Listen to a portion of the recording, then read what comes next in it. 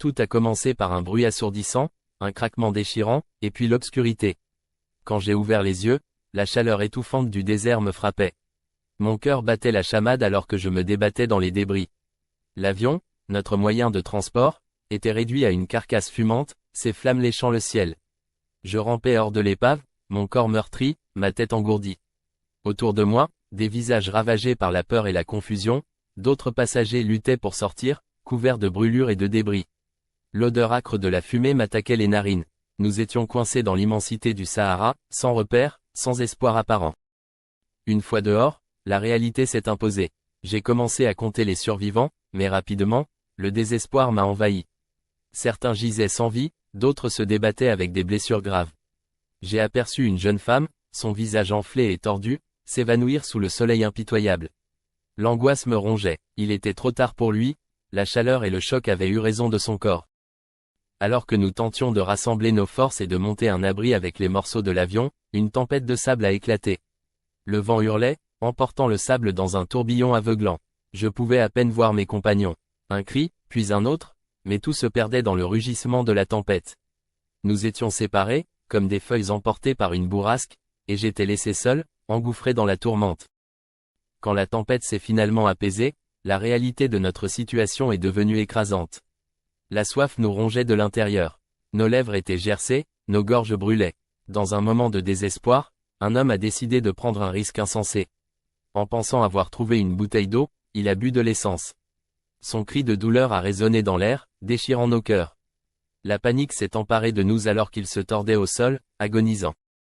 La situation devenait de plus en plus désespérée. Nous avons décidé de quitter l'épave et de marcher de nuit, espérant que le temps plus frais nous accorderait un répit. Mais les dunes semblaient interminables. Nos jambes s'enfonçaient dans le sable, chaque pas devenant une épreuve. L'un des nôtres, attiré par un mirage lointain, s'est éloigné. Nous avons crié son nom, mais il a disparu dans l'obscurité. Une autre perte. Épuisés, nous avons enfin trouvé un coin pour nous reposer, mais notre soulagement n'a pas duré. Un cri de douleur a rompu le silence. Un scorpion noir, énorme, avait piqué un de nos camarades. Ils sont sortis du sable, fuyant comme une horde affamée. Dans la panique, nous avons abandonné nos maigres provisions. L'un d'entre nous est tombé, piqué à plusieurs reprises, et j'ai vu la peur dans ses yeux avant qu'il ne s'effondre. Le jour suivant, à l'aube, des silhouettes sont apparues à l'horizon.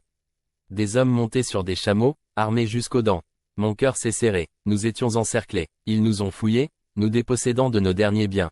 Un de mes compagnons, plein de courage, a essayé de résister, mais il a reçu un coup brutal qui l'a laissé inconscient. Nous étions maintenant non seulement perdus, mais aussi dépouillés. En poursuivant notre route, nous sommes tombés sur un vieux convoi de camions, presque enterré dans le sable. En fouillant, nous avons trouvé quelques boîtes de conserve moisies et un réservoir d'eau, presque vide. Alors que nous espérions un répit, nous avons découvert des ossements humains, témoins de la cruauté du désert. L'angoisse m'a saisi, combien d'entre nous allaient suivre ce chemin? Le soleil est devenu notre ennemi. À midi, il frappait sans pitié. Les vêtements collaient à notre peau brûlée. L'un des survivants, accablé par la chaleur, a sombré. Nous avons essayé de le traîner, mais il a perdu connaissance, ses yeux vitreux fixés sur le vide. Je savais que je ne pouvais pas le sauver, mais le laisser derrière moi était un coup de poignard. J'ai ressenti un poids écrasant sur ma conscience. Quand la nuit est tombée, des cris stridents ont résonné dans l'obscurité. Les chacals, attirés par l'odeur de notre faiblesse, se rapprochaient. Nous avons formé un cercle, brandissant des bâtons, mais un des animaux a réussi à mordre un des nôtres. Dans la lutte, je me suis battu avec toute ma force, et nous avons finalement réussi à les repousser, mais la peur demeurait, palpable et aiguë. Après des heures de marche, nous avons enfin aperçu une oasis. L'espoir a explosé dans mon cœur, mais l'eau était stagnante, une boue verdâtre.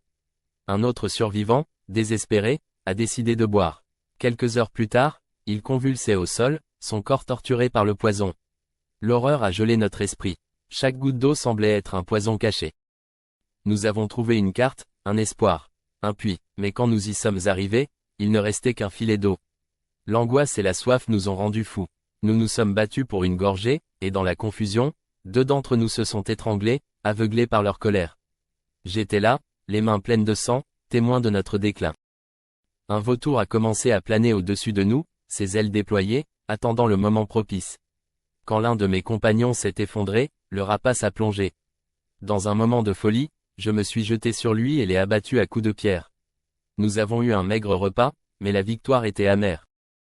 Nous avons décidé de traverser une zone de dunes rouges, espérant trouver un chemin plus sûr. Mais le sol a cédé sous nos pieds. Sable mouvant, les cris résonnaient alors que nous tentions de tirer l'un de nous de ce piège mortel.